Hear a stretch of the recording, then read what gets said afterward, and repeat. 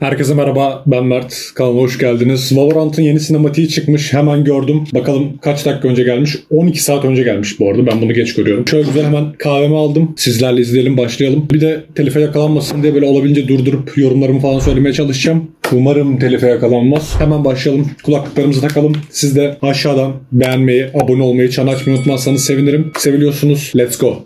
Başlamadı. Niye başlamadı? Şöyle. Full screen. Riot Games. Neresi burası? Fracture mı? Kim var? Allah durdur. Çok hızlı durdurdum. Fracture'dayız. Sova, Omen, Neon, Jet var. Güzel geçiş. Bura farklı bir map. Neydi bu map'in ismi? Bu arada bazen görüyorum. Chamber var, Reyna var. Anlatacağım.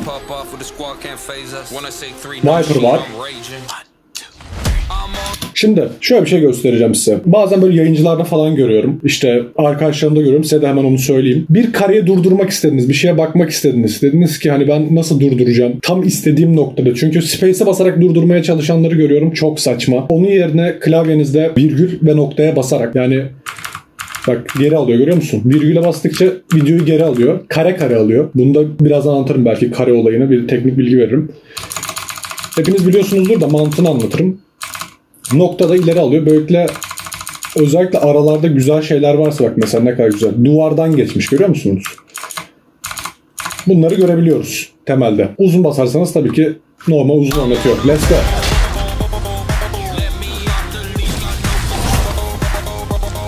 Split'ti galiba ya. Oy.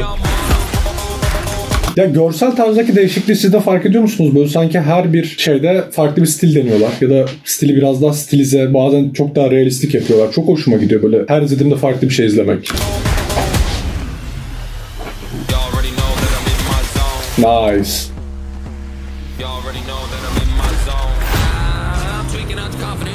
Her bir ajan farklı bir şeyde takılıyor. Sol altta Viper var. Fracture hala online mi ya?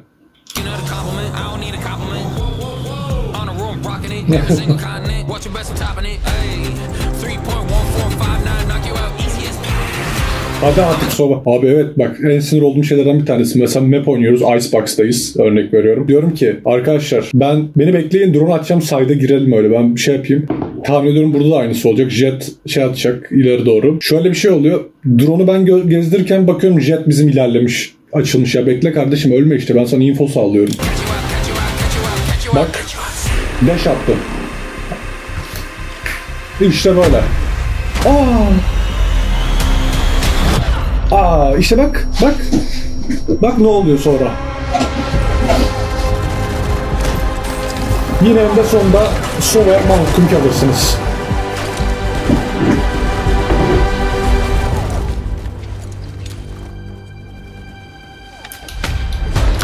İkon be, helal be. Şimdi bir de şöyle bir şey var. Bazen böyle şey oluyor. Eğimin falan bozulduğu zaman ki %90. Bulldog oynuyorum genelde. Çünkü çok daha etkili olduğunu hissediyorum bazen Bulldog'un. Böyle özellikle uzak mesafe varsa hemen dürbün açıp tutup oraya eğime çat sıkmak çok daha güzel oluyor. Allah'ım telife yakalanmayayım. Çok durduruyorum.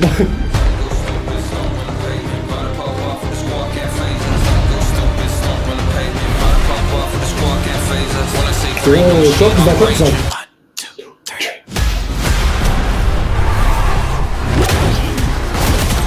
Oy. Şimdi Brimstone'dan bir Odin darbesi göreceğiz gibi hissediyorum. Yes. Sinematik hissiyat işte budur.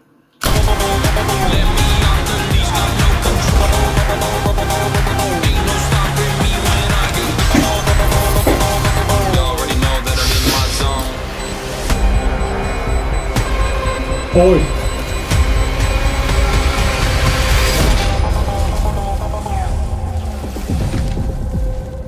Helal be sana.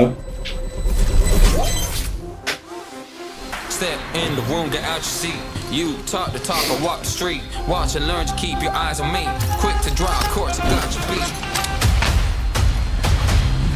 I'm on Ya bir şey söyleyeyim. Bir şey olsa çok güzel olmaz mı? Şimdi bunlar sinematiklerde hani bir silah tanıtımı falan filan yoksa hep genelde basic skinlerle oynuyorlar ya. Tamam, mantığı anlıyorum. Herkes bunlara sahip olamıyor ya da bazı zamanlarda geliyor bu silahlar. Hani istediğin gibi mağazadan ben bunu istiyorum deyip seçip alamıyorsun. Ama ne bileyim, burada mesela skinli bir tane Vandal görmek güzel olurdu yani. Silahın üzerinde ne yazıyor?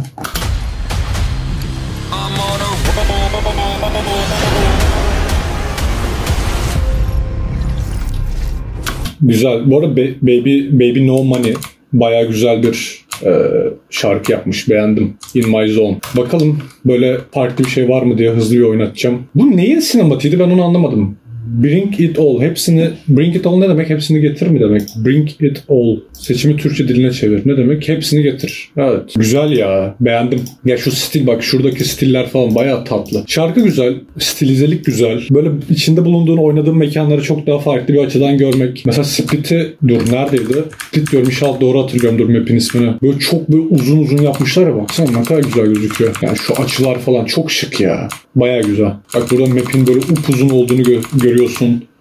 Orada silahın ucunu görüyor bak. Silahın ucunu görüyor. Eğimi oraya çevirirken onun çıkacağını biliyor. Yani bak bunlar çok güzel ve ufak detaylar işte. Yani çok hoşuma gidiyor. Sinematiği acayip beğendim. 10 dakikaya doğru yuvarlamaya çalışıyorum. Burada istiyorsanız çıkabilirsiniz. Ben 10 dakika olsun da videonun şeyi olsun diye yapıyorum. Ama teknik birkaç açıdan inceleyebiliriz yani. Mesela şu alarda bunları şeyle yapıyorlar diye biliyorum. Hani kendi kullandıkları, neydi onun ismi? Nuke falan kullanıyorlar diye biliyorum. Arka planda izlerken işte nasıl yapıldığını anlatan sinematik videolarına Nuke kullanıyorlar diye biliyorum. Nuke diye yazılan motion programı. Compositing programı. Bak mesela buralarda sabit kalıyor görüntüler, görüyor musunuz? Ama çok güzel. Şu frame olayını da anlatayım size. Bu ne lan? Niye aşağı sıkıyor burada? Bak o çok tuhaf olmuş. Mermiyi aşağı sıkıyor. Acaba böyle taraya mı diye gelmesine şey mi? Şu frame olayını anlatayım. Mesela bu video kaç kareymiş? Hemen bakalım. 1080p. 24 kare, 25 kare işte. Olay şu. Mesela bazı olaylar, mesela şuradaki gördüğünüz 2 kare ilerletiyorum mesela. Sağ tarafta gözüken şu ne denir onun ismine? Partikül. Sabit gözüküyor bu 2 karede şurada. Bunlar bazen elle boyanıyor, bazen işte efekt atıyor falan filan. Orayı es geçiyorum. Böyle güzel detayları genelde Riot Games yapmayı seviyor. Tıpkı Spider-Man'de olduğu gibi, Spider-Man animasyon filminde olduğu gibi. 24 kare oynata yani 24 kare eşittir 1 saniye gibi düşünebilirsiniz. 24 tane fotoğraf arka arkaya oynar ve 1 saniye oluşur. Yani hesaplama bunun için böyle yapılıyor. İşte mesela bir video izlersiniz. İşte ayarlar kısmına gelirsiniz. Burada 1080p 60 fps yazar. O da 60 tane fotoğrafın arka arkaya oynatılması anlamına gelir. O yüzden bir video izlediğiniz zaman böyle bir şey yakalamak istediğiniz o space'e basıp oynatmak çok gereksiz bir çaba. Space'e basıp durdurmak. Onun yerine böyle kare kare yapmak. Hatta animasyon incelemeler için bile çok güzel. Hani çok hızlı oynarken bazen fark etmiyorsun. Mesela ben fark etmemişim. Burada headshot atmış mesela. Baksana şu güzel yani şeye. Böyle animasyon incelemeleri çok güzel oluyor. Mesela şuradaki dokular falan. Bak burada görebiliyorsunuz Jet'in bıçaklarının arkasına gelen bu hız hissiyatını anlatan çizgiler. Çok güzel gözüküyor. Bunlar büyük ihtimalle elle hazırlanmış yani bir modelleme bir şey değil. 3D render'da değil, direkt kurgu programında yapılıp hatta Photoshop'ta yapıp üzerine giydirilmiş olan detaylar. Mesela ne kadar bükülüyor vücudu aslında. Sinematik olarak çok şöyle bir bükülme yok yani ama işte bak ellerinin böyle gidişi, o hızın, akışın gösterilmesi. Bunlar çok güzel detaylar. Kameranın bir anda bak. 2-3 karede 1, 2, 3. 3 karede tık tık diye geliyor geri hemen. Çok güzel. Burada tek tek fırlatıyor bıçaklarını. Toplu bir fırlatış yok. Güzel yani. Çok incelikle hazırlamış ve minik minik detaylar da vereyim dedim. Güzel. Teşekkür ediyorum izlediğiniz için. Siz de aşağıdan beğenmeyi, abone olmayı, çan açmayı unutmazsanız sevinirim. Diğer videoları ne diyorum bilmiyorum. Diğer videolarda görüşmek üzere. Yorumlarınızı iletin. Çok sevinirim. Buna altyazı koymaya çalışacağım böyle diğer dillerde de izleyenler için. Çok daha yardımcı oluyor. Seviniyorlar. Güzel oluyor. Öyle. Beğenmeyi, abone olmayı unutmayın. Çan açmayı unutmayın. Yorumlarınızı yazın. Paylaşın. Bu çok önemli benim için. Hype'layabilirsiniz. Elinizden ne geliyorsa onu yapın. Bu kanal büyüsün. Seviliyorsunuz. Diğer tepki videoları için ya da tepki vermemi istediğiniz şeyler varsa bana aşağıdan yazarsınız. Şuna da tepki ver, buna da tepki ver diye. O zaman bir sonraki videoda görüşmek üzere. Kendinize çok dikkat edin. Seviliyorsunuz. Öpüyorum. Bay bay.